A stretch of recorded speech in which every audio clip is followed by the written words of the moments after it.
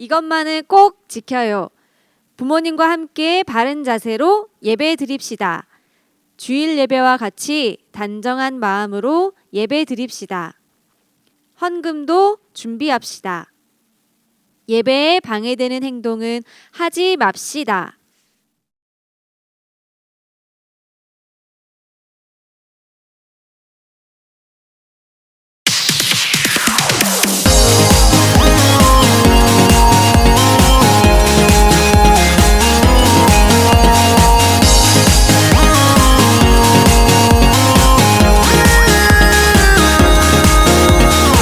철썩철썩 높은 파도 출렁출렁 큰 물결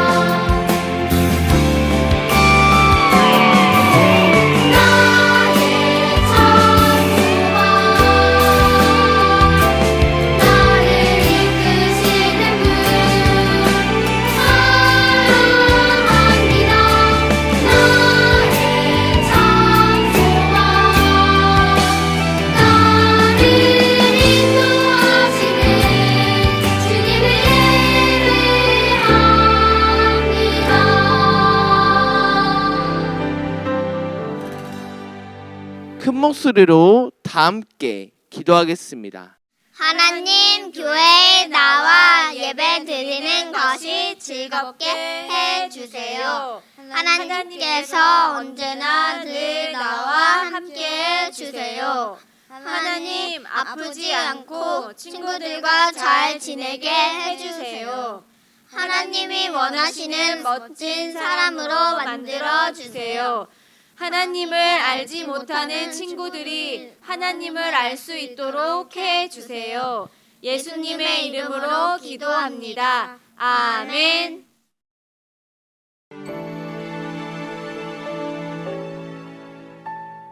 지금 내가 가진 것을 하나님께 드립니다.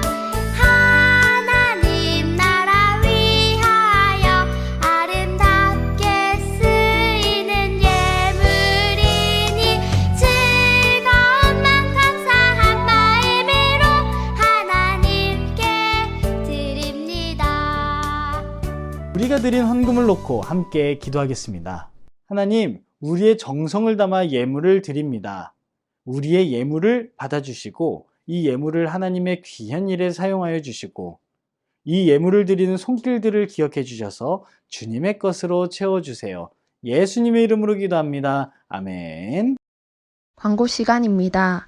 오늘도 예배로 함께한 여러분을 환영하고 축복합니다. 예배는 하나님과의 약속입니다.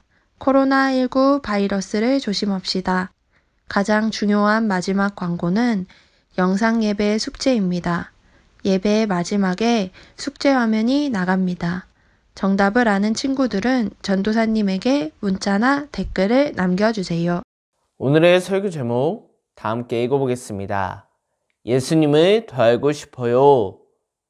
한 번 더 읽어보겠습니다.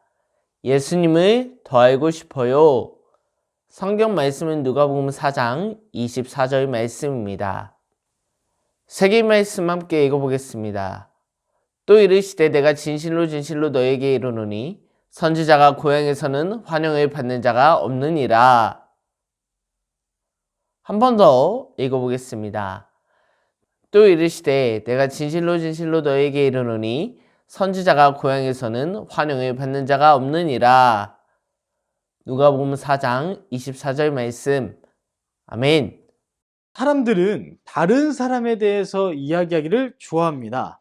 아마 여러분도 마찬가지일지도 몰라요. 어떤 친구는 시험에서 100점을 받았다더라.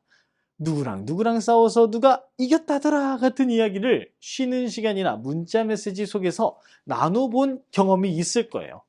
여기 나사렛 사람들도 그랬습니다. 나사렛은 예수님이 어릴 적 살았던 고향 마을이에요. 예수님은 갈릴리의 다른 지역 여러 회당에서 사람들을 가르치셨고 가버나움에서 기적도 행하셨어요. 많은 사람들이 예수님을 믿었고 예수님의 말씀을 기뻐했습니다. 그 소문이 나사렛에도 퍼진 거예요. 우리 동네 목수 요셉의 큰아들 알지? 선지자가 되었다며? 아주 유명해졌다더라. 얼마 전에 집으로 왔대. 작은 시골 마을이라 소문은 더 금방 퍼졌습니다. 안식일에 예수님은 나사렛의 회당으로 가셨어요. 그리고 성경 두루마리를 펼쳐 선지자 이사야의 말씀을 읽고 이렇게 말문을 여셨습니다. 방금 여러분이 들은 성경 말씀이 이 자리에서 이루어졌습니다. 예수님은 하나님의 말씀을 회당에 모여있는 모두에게 전하셨어요. 예수님의 말씀이 얼마나 좋은지 말씀을 듣던 사람들이 깜짝 놀랐습니다. 하지만 예수님이 전하시는 힘 있는 말씀을 듣고도 아무것도 깨닫지 못하는 사람들이 있었어요. 그런 사람들은 나 저 사람에 대해서 잘 알아. 그래봤자 요셉의 아들이잖아. 라고 수군거렸습니다. 예수님께서도 수군거리는 사람들의 마음을 알고 계셨죠. 예수님은 그런 나사렛 사람들에게 이렇게 말씀하셨습니다. 모두들 저를 보고 의사는 가서 자기 병이나 고쳐라 하는 속담을 떠올리셨나요? 내가 가버나움에서 행한 기적을 여기서도 한번 해봐라 생각하시는군요. 원래 선지자는 자기 고향에서 환영받지 못합니다. 엘리야 시대에 3년 반 가뭄이 들었을 때 이스라엘에 과부가 많았지만 이방인이었던 시돈 지방 사렙다 가부만이 엘리야의 기적을 보았습니다. 또 선지자 엘리사의 시대에 이스라엘에 나병 환자가 많았지만 깨끗하게 된 사람은 이방 땅 수리아 사람 나아만 뿐이었습니다. 회당 안에 있던 사람들은 예수님이 하신 말씀을 듣고 불같이 화를 냈어요. 아니 그럼 우리도 기적을 볼 자격이 없다는 말이야 뭐야? 가버나움에서는 기적을 행했다더니 헛소문이었나 보구만. 자기를 환영해달라는 건 뭐야? 고향 회당에는 예수님의 어릴 적 친구도 있었고 예수님의 옆집에 살고 있던 아주머니도 계셨을 거예요. 얼마간 사라졌다 선지자가 되어 나타난 예수님에 대해 많은 이야기들이 있었겠죠. 그들은 예수님이 기적을 행한다는 소문이 진짜인지 확인하고 싶었을 겁니다. 하지만 원하던 기적은커녕 유대인이 아닌 이방인들에게 베풀어진 기적에 대해 이야기하자 모두들 화가 난 거예요. 그들은 매우 흥분해서 예수님을 죽이려고 했습니다. 동네 밖으로 쫓아내어 벼랑에 끌고 가 밀어버리려고 했죠. 그러나 예수님께서는 그 사람들을 유유히 벗어나 자기 길을 가셨습니다. 예수님에게서 기적만을 원했던 사람들을 보시며 예수님은 어떤 생각을 하셨을까요? 벼랑 끝으로 자신을 밀어버리려 하는 고향 사람들의 성난 시선에 예수님의 마음은 몹시 아프셨겠죠. 예수님에 대해 편견을 가지고 있던 나사렛 사람들은 예수님에 대한 소문만으로 예수님을 평가할 뿐 예수님을 제대로 알아보려고 하지 않았어요. 오히려 더 알아볼 필요도 없이 자신들이 예수님을 누구보다 더 잘 알고 있다고 생각했죠. 하지만 그렇지 않았습니다. 잘 안다고 생각했던 그들은 예수님에 대해 전혀 모르고 있었습니다. 우리도 난 이미 예수님을 너무 잘 알고 있어 라고 생각할 때가 있어요. 예수님은 하늘 높은 곳에서 우리를 바라보고 계신 분이야. 예수님은 예배 시간에 떠드는 친구들을 벌 주시는 무서운 분이야 라고 예수님의 모습을 평가해 버리곤 하죠. 그래서 더 이상 예수님에 대해 알려고 하지 않고 예수님은 어떤 분이실까 궁금해하지도 않아요. 예수님은 이런 분 하고는 끝내버립니다. 사랑하는 여러분, 여러분이 알고 있는 예수님의 모습이 예수님의 전부는 아니랍니다. 예수님은 우리가 평생에 걸쳐 알아가도 날마다 새로운 은혜의 모습으로 우리를 만나 주시는 분이시거든요. 때로는 친구로, 때로는 목자로, 때로는 우리가 전혀 예상하지 못했던 모습으로 갇힌 것 같이 답답한 우리에게는 자유를, 눈이 먼 것 같이 아무것도 보이지 못하는 우리에게 확 트인 시야를 주시는 분이세요. 나사렛 사람들처럼 예수님을 다 안다고, 너무 잘 알아서 더 이상 알 필요가 없다고 말하는 대신에 여러분은 나는 예수님을 더 알고 싶어요 라고 외치세요. 예수님이 단지 기적을 보여주는 능력자가 아니라 더 많은 모습들로 내 곁에 항상 계시는 분이심을 믿고 그분의 말씀을 듣기를 바랍니다. 그러면 여러분은 예수님이 오늘 말씀이 이 자리에서 이루어졌다라고 말씀하실 때 그 감격스러운 자리에서 예수님의 말씀을 이해하고 함께 기뻐하는 사람이 될 것입니다. 오늘 함께 예배드린 친구들 모두 앞으로도 예수님을 끊임없이 알아가는 어린이들이 되기를 축복합니다. 함께 기도하겠습니다. 예수님, 우리의 생각과 지혜로는 예수님이 어떤 분이신지 다 알 수 없습니다. 하지만 우리가 분명히 아는 것은 우리를 정말 많이 사랑하신다는 사실이에요. 그래서 우리가 예수님을 다 알지 못하는 지금도 끊임없이 말씀과 찬양과 기도의 시간을 통해 우리를 만나주신다는 사실을 알아요. 우리가 예수님의 사랑을 깨닫고 예수님에 대해 더 많은 것을 알게 되기를 원합니다. 우리에게 마음을 보여주셔서 예수님을 더 깊이 알게 해주세요. 예수님의 이름으로 기도합니다. 아멘. 다 함께 주기도문하며 예배를 마치겠습니다. 하늘에 계신 우리 아버지여, 이름이 거룩히 여김을 받으시오며 나라의 임하옵시며 뜻이 하늘에서 이룬 것 같이 땅에서도 이루어지이다. 오늘날 우리에게 일용의 양식을 주옵시고 우리가 우리에게 죄 지은 자를 사하여 준 것 같이 우리의 죄를 사하여 주옵시고 우리를 시험에 들게 하지 마옵시고 다만 악에서 구하옵소서. 대개 나라와 권세와 영광이 아버지께 영원히 있사옵나이다. 아멘. 오늘 말씀을 통해 예수님께서 어릴 적 살았던 고향 마을은 어디였나요? 그리고 자기 고향에서 환영받지 못한다 말씀하시며 예를 든 두 명의 선지자는 누구였나요?